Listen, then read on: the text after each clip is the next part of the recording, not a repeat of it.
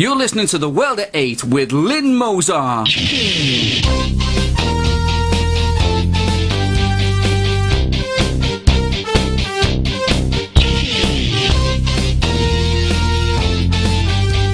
World at 8, the number one in nationalist news. Highlights of the news today, Monday the 12th of March. Our 6 fallen heroes will be brought in through the back door. Government supporting moves to the EU to ban the cross at work. Sarkozy in the manure again. 10 killed in Nigerian bomb blast outside church. Youths stoned to death for having the wrong haircut. Keeper of Islamic flame rises as Egypt's new decisive voice. Thought for the day, SNP targets our fallen heroes as baby killers. UK News. When the bodies of the 6 fallen soldiers are repatriated, they will be driven out of the back gate of RAF brize-norton. This will avoid the town of Carterton, which stands outside the front gates. The British National Party hope that the people of Carterton will still attend the drive-by, observe their dignified silence and honour the men who are returning. These men have more guts than the government, who sends them out badly equipped and sees them return, if not dead, vilified and jobless. The Telegraph reports that government ministers will argue at the European Court of Human Rights that it is not a requirement of the Christian faith and that employers can ban the wearing of the cross and sack workers who insist on doing so. They say that Christians are given less protection than members of other religions who have been granted special status for garments or symbols such as the Sikh turban or Kara bracelet or the Muslim hijab. It would be good to see for once our government actually arguing in favour of British culture in Britain instead of denigrating and uplifting strange religions and cultures in their place. The British government appear not to like or respect the British people when faced with choices that should be undertaken as a matter of course. We are a Christian country still, no thanks to our government and any of our so-called elite. Let's hope the European Court of Human Rights consider the rights of Christians this time. Euronews. The Telegraph has reported on President Sarkozy's visit to a dairy farm in the Pyrenees whilst on his pre-election feel-good tour. The French president was engaging in witty repartee with the farmer's wife, which resulted in Sarkozy coming off less than witty and certainly less sympathetic to the realities of farming than he would have liked. During the conversation, the farmer's wife commented that they could not afford the luxury of a 35-hour work week. Le Président replied back, "Me neither." The farmer's wife countered, "But we don't have what you have in the bank. We have nothing, we are living from hand to mouth." "And I don't own 40 hectares, OK," Mr Sarkozy said, clearly annoyed, whilst tapping her husband on the chest. Oh dear, not good, is it? World News. Youngsters in Iraq have been stoned to death for having Western haircuts. At least 14 youths have been killed in Baghdad. The stonings have taken place in militant neighbourhoods and there are lists that have been drawn up targeting youths wearing emo haircuts and clothes. The Interior Ministry in Iraq has labelled the emo cult as Satanism and ordered the community police to stamp it out. They took this rather literally, I feel. It has been reported that 10 people have been killed in the town of Jos. At least 7 people, including a pregnant woman, were killed when a suicide car bomber struck St Finbarr's Catholic Church. The blast occurred at about 10:30 a.m. when the church was having a fresh mass, having concluded an earlier one. The suicide bomber, who was driving a Vectra car, approached the gate but was stopped by church security men for a search, and he then detonated the bomb. Khairat al-Shatar organised a family, big business empire and Egypt's largest Islamist movement, the Muslim Brotherhood, all from a prison cell for more than a decade before the fall of Hosni Mubarak.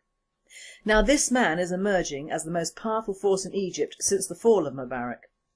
He is the most decisive voice in the leadership of the Brotherhood and the Egyptian Parliament, whilst he tells the Brotherhood that Islam requires democracy, free markets and a tolerance of religious minorities. On the other hand, he also says that recent elections have proved that Egyptians demand an explicitly Islamic state. Thought for the day. Well, here we are, a truly divided Britain. Thomas Ball, an SNP activist, has posted comments on Twitter, the height of social interaction in the Western world today, on the deaths of the 6 soldiers last week. His comments are repugnant and ill-informed to say the least. comprising of, and I quote, protecting their country by bayoneting 10-year-olds, and said the majority of servicemen are racist, arrogant, undereducated thugs who join up for the thrill of killing humans. In short, the 6 British soldiers who died in Afghanistan deserve no sympathy because servicemen are a bunch of child killers. Well, put that with the latest news on an American serviceman who went on a killing spree in a village called Al-Qazai, which is also unfortunately known as a Taliban stronghold. He killed 16 Afghans, some of which were children. Now, I am not excusing this soldier, or indeed any soldier, who perpetrates this sort of action in a foreign land, but he, although not named, has done 3 tours of Iraq and now finds himself amongst the 100,000 American troops in the armpit of the world, Afghanistan. I suppose the kindest thing to say is that perhaps he is suffering from post-traumatic stress syndrome or has more or less become extremely psychotic. Until anyone knows more, one cannot comment. The result of this and several other incidents over the years involving American troops, and indeed ours, must not be confused with the fact that although I personally think we should never have gone into Afghanistan, with the Americans or without them, we must not be judgmental over circumstances with which the person in the street and you or I hopefully will never find themselves in. I cannot begin to imagine the grief of mothers and families on both sides for their sons, brothers, fathers and uncles, just as I feel terribly sorry for the families of those people in that village. But the cold, hard truth is, although we should not be there, we are there, and the rules of war apply. Soldiers die and civilians die also. Were we privy to learn any time in the future that although this awful act was carried out against seemingly sleeping families, this village was a well-known Taliban stronghold, and it is not unusual for Afghans or indeed Muslims to use their families as shields. This refined ruse was also used in Vietnam, sending small children carrying hand grenades to kill US soldiers. It takes a strong man to kill a small child and goes against everything the Western world stands for. One also cannot forget that whenever we have media coverage of our soldiers, they are usually walking along deserted roads, providing target practice for the Taliban and being killed by IUDs. Our so-called armoured vehicles are not armoured enough, and the UK soldiers are not as well equipped as their US counterparts. Also, I believe we had 10,000 men out there compared to the much larger numbers of US servicemen. The strain all these soldiers face must be enormous. They are usually discouraged from actually shooting anyone, being put there for hearts and minds, and I suppose should be happy just to be blown up and shot at random, just so long as they do not kill anyone. How would I react, or you, given this situation? Soldiers with guns sent to a country hated by the Muslim population, hated by the Western media, and frankly stopped from proper military action while you're there. Somewhat stressed? I would think absolutely maniacal, and I am surprised there are not more incidents along these lines, tragic though they are. One cannot defend war, but you can defend the poor souls sent out to act it out, whilst our liberal lovies are safe at home getting themselves worked up just as the anti-Vietnam protesters did. I would counsel against entering Iran or Syria, just as in hindsight Iraq and Libya have proved disastrous. It should be noted, however, that in both those countries the indigenous populations have since killed more of their own than Western forces ever did. But if Afghanistan teaches us anything, it should teach us this: West is West and East is East, and there the twain shall meet. I do not want Sharia law or mosques over here, or indeed the Muslim population over here. I believe once we have moved out of Afghanistan and keep out of other Muslim countries, there will be little need for our ever-growing Muslim population in the UK or indeed Europe.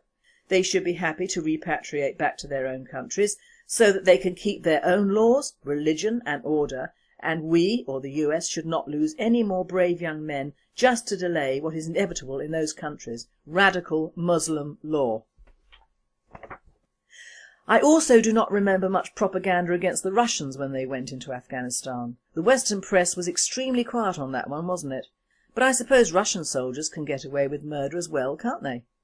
I guarantee that as soon as we and the US leave Afghanistan, the awful thing is that they will revert to Taliban rule, the poppy growers will still peddle their wickedness, and the pipeline will still flow, and the Western world will channel millions of dollars and pounds into a country which no one has succeeded in conquering ever. The very sad thing about that is that all our fallen soldiers will appear to have died for nothing in an unwinnable war. But that is what happens. All wars kill, and history is written by the winners. So all soldiers die either on the good side or the bad side.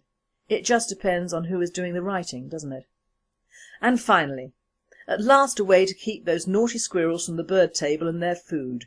Fruit smoothies. Alison Carrick from Hampshire put a smoothie mixture in a dish for her grey furry customer, which he sipped up.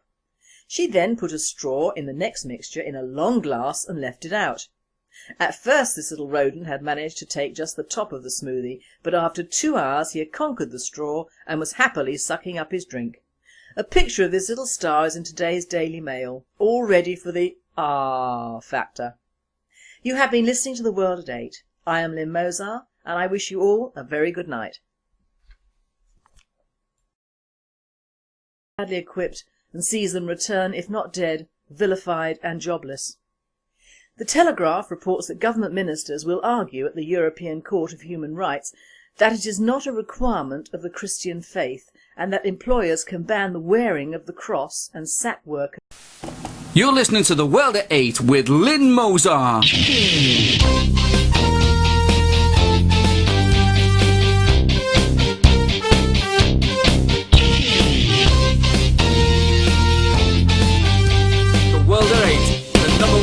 Nationalist news. Highlights of the news today, Monday the 12th of March. Our 6 fallen heroes will be brought in through the back door. Government supporting moves to the EU to ban the cross at work. Sarkozy in the manure again. 10 killed in Nigerian bomb blast outside church. Youths stoned to death for having the wrong haircut. Keeper of Islamic flame rises as Egypt's new decisive voice. Thought for the day, SNP targets our fallen heroes as baby killers. UK news. When the bodies of the 6 fallen soldiers are repatriated, they will be driven out of the back gate of RAF brize-norton. This will avoid the town of Carterton, which stands outside the front gates. The British National Party hope that the people of Carterton will still attend the drive-by, observe their dignified silence and honour the men who are returning. These men have more guts than the government, who sends them out